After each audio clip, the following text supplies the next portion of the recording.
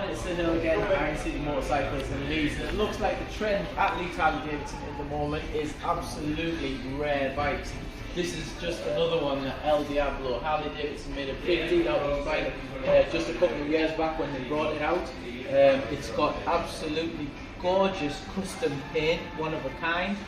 This is number 754 out of only 1,500 bikes made, so you won't see these about. And not only that, along with the rarity of the bike itself, the accessories have been done to an astonishing standard. So, as you can see, it's got a Saddleman seat. We have the S&S long shot exhaust. We've got the engine guards.